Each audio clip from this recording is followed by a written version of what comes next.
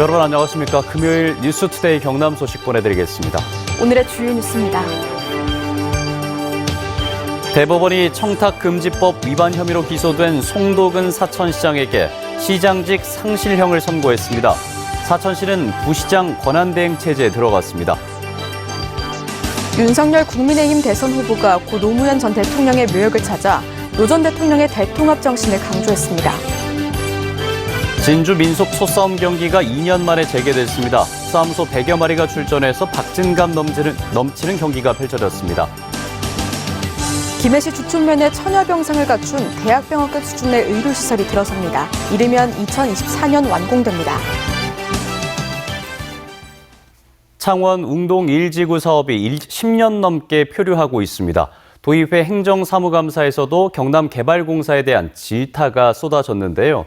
사업 정상화를 위한 용역 추진에 합의를 해놓고도 약속을 지키지 않았다는 건데 공사 측은 민간 사업자와 협약을 중도 해지해야 용역이 가능하다는 입장입니다. 신은정 기자입니다. 웅동 1지구 공동사업 시행자 중 한 곳인 경남개발공사에 대한 경남도의회 행정사무감사. 지난해 행정사무감사에서 약속한 내용이 하나도 지켜지지 않았다는 질타가 쏟아졌습니다. 사업 정상화를 위해 경상남도와 개발공사, 창원시가 용역 추진에 합의해 놓고도 공사 측이 약속 이행을 하지 않았다는 겁니다. 우리 개발공사가 협약만 하고 감독관을 파견하지 않겠다라고 했다는 것에 대해서 저희들 유감을 표합니다. 하지만 개발공사 측은 오히려 민간 사업자가 자기 자본 비율 충족과 이행 보증금 납부 등의 약속을 지키지 않았다고 반박했습니다. 무엇이든지 계약이 우선 아니겠습니까? 벌써 3번이나 연장됐는데 이제는 더 이상 그 연장을 할 수도 없는 것이고 중도 해지가 당연히 맞다고 보기 때문에 민간 사업자와의 법적 분쟁이 우려됨에도 공사 측이 중도 해지만을 요구하며 상황을 개선하지 못하고 있다는 쓴소리도 나왔습니다. 협약 해지 하나만 이렇게 계속 고집하는 그 개발공사 사장님의 그 모습이 오늘 일면 피해자 코스프레를 하는 것이 아닌가. 개발공사가 지나치게 어쨌든 함께한 사업임에도 불구하고 파트너십이 너무 결여돼 있었다. 경남도가 감사원에 공익감사를 청구한 가운데 책임 소재를 둘러싼 공방은 계속될 것으로 보입니다. MBC 뉴스 신은정입니다. 청탁금지법 위반 혐의로 1, 2심에서 유죄를 선고받았던 송도근 사천시장에 대해서 대법원이 원심을 확정했습니다.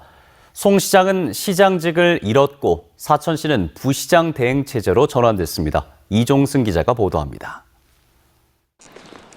송도근 사천시장은 1심과 2심에서 시장직 상실형에 해당하는 징역 6월에 집행유예 1년을 선고받고 추징금 700여만 원과 상품권 300만 원 몰수 명령을 받았습니다. 2016년 11월 지인 2명에게 708만 원 상당의 의류와 300만 원어치의 상품권을 받아 청탁금지법을 어겼다는 판단이었습니다. 다만 2018년 지역의 한 건설업자에게서 광급공사 수주 편의를 대가로 5천만 원을 받았다는 뇌물수수와 정치자금법 위반 혐의는 증거 부족으로 무죄 판결을 받았습니다. 송 시장은 억울하다며 지난해 12월 상고했지만 대법원 3부는 상고를 기각하고 원심을 확정했습니다.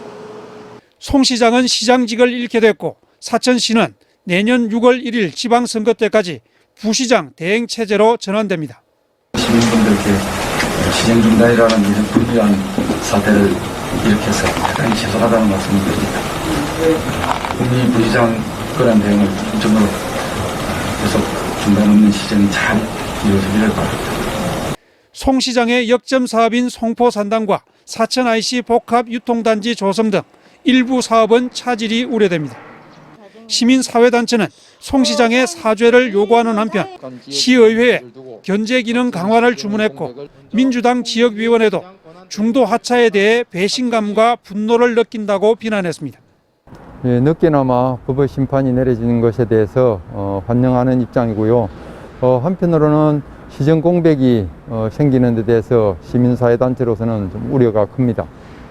3선을 노렸던 유력 후보의 낙마로 내년 사천시장 선거는 10명 안팎의 여야 후보군이 거론되는 가운데 치열한 혼전이 예상됩니다. MBC 뉴스 이종서입니다. 윤석열 국민의힘 대선 후보가 고 노무현 전 대통령의 묘역을 찾아서 참배했습니다. 윤 후보는 노 전 대통령이 대중과 격의 없이 소통했다면서 대통합을 위해 필요한 정신이라고 강조했습니다. 부정석 기자입니다.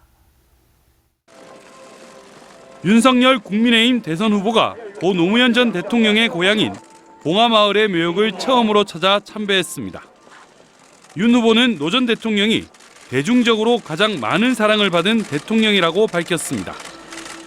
저도 우리 노무현 대통령님의 그 서민적이고 소탈한 그리고 이렇게 대중에게 격의 없이 다가가는 그런 모습들이 많이 생각이 납니다. 방명록에는 다정한 서민의 대통령, 보고 싶습니다라고 적었는데 광주에서의 논란을 의식한 듯 신중한 모습이었습니다.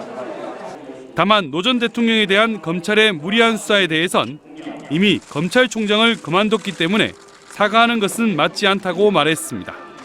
그분의 그 재직 중에 여러 가지 일들에 대해서 평가를 어떻게 하든지와 관계없이 국민의 대통령으로서 우리 노무현 대통령을 추모하기 위해서 온 것입니다. 관심을 모았던 권양숙 여사와의 만남은 이루어지지 않았습니다. MBC 뉴스 부정석입니다.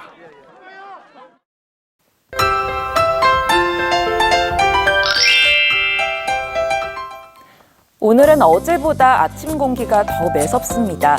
보온에 신경 써서 나오셔야겠는데요. 내륙 지역을 중심으로 아침 기온이 1도 안팎을 보이는 곳도 있습니다. 지속적으로 찬바람이 들어오면서 내일 기온은 더 떨어질 것으로 예상됩니다. 오늘 진주의 아침 기온은 2도, 내일은 1도 선에 머물면서 더 추워지겠고요. 내일 낮부터 기온이 차차 오르면서 모레 낮 기온은 18도 안팎까지 껑충 뛰겠습니다. 북쪽을 지나는 기압골의 영향으로 일부 지역에는 약간의 비가 오겠습니다. 오늘 오후까지 경남 서부 내륙 지역을 중심으로 가끔 비가 지나겠는데요. 예상되는 비의 양은 5mm 미만으로 매우 적은 양이 되겠고요. 또 지리산과 덕유산 등 높은 산지를 중심으로는 눈이 내려 쌓이는 곳도 있겠습니다. 오늘 구름 가끔 많은 날씨를 보이겠습니다. 미세먼지 농도는 좋음 수준 보이면서 공기질 걱정은 없겠습니다. 오늘 어제보다 더 낮은 기온을 보입니다. 현재 기온 보시면 함안 1도, 창녕은 2도까지 떨어졌고요. 한낮 기온은 밀양 12도, 거제는 11도까지 오르면서 평년 기온을 밑돌겠습니다. 서부 지역입니다. 거창의 아침 기온은 2도, 산청은 3도에서 시작합니다. 한낮 기온은 거창 9도, 합천은 12도까지 오르겠습니다. 바다의 물결은 최고 3m까지 매우 높게 일겠고요. 동해남부와 남해동부 먼바다를 중심으로 풍랑주의보가 발효 중인 가운데 오늘 오후부터 차차 해제될 것으로 보입니다. 모레부터 추위는 조금씩 누그러지겠습니다. 주말에는 비 소식 없이 맑은 날씨가 예상됩니다. 날씨 정보였습니다. 진주 민속 소싸움 경기가 2년 만에 재개됐습니다. 싸움소 100여 마리가 출전했는데요. 오랜만에 경기장을 찾은 관람객들에게 박진감 넘치는 경기를 선사했습니다. 정성호 기자가 다녀왔습니다. 800kg에 육박하는 거대한 싸움소가 차례로 경기장에 들어옵니다. 두 마리가 눈을 마주치더니 곧바로 머리를 서로 부딪습니다. 한치의 양보 없는 힘겨루기가 이어지고 고개를 휘저으며 뿔치기가 오고 갑니다. 마침내 한 마리가 꽁무니를 보이고 달아나면서 승부가 결정납니다. 때로는 16초 만에 승패가 갈리기도 하고 기싸움에 눌려 싸워볼 엄두도 내지 못하고 피해버리기도 합니다. 뿔이 날카로워서 다칠 것 같기도 하고 무섭긴 한데 보니까 또 재밌기도 하고. 재밌었어? 네. 나이는 어때요? 즐거워요. 진주 민속 소싸움 경기는 2019년 아프리카 돼지 열병으로 축소 개최됐고 지난해는 아예 열지 못했습니다. 올해도 규모는 줄었지만 소싸움의 명맥 유지에는 도움이 됩니다. 싸움소는 경기를 못 뛰면 필요한 근육과 기량이 크게 감소하고 우주 입장에서는 사육 부담이 크다 보니 소를 처분하기도 합니다.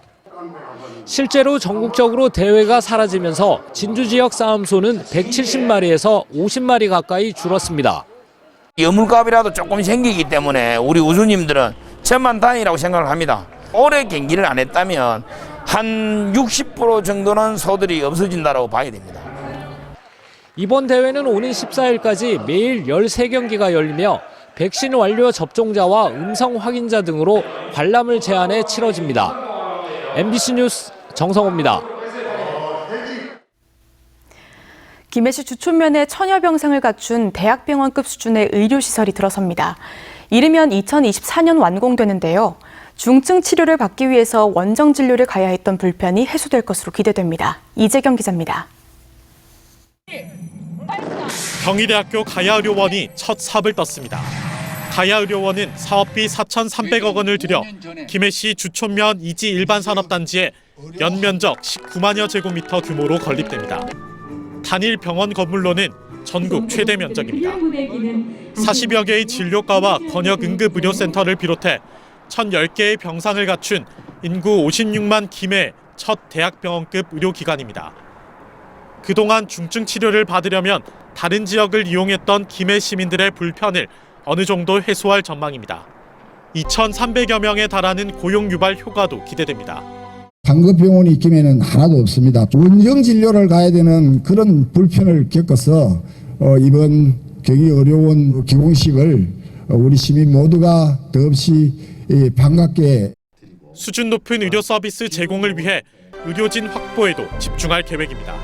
내년부터 훌륭한 의료진을 뽑기 위해서 우리 대한민국의 전 의료진과 면담을 하고 초빙하게 될 것입니다.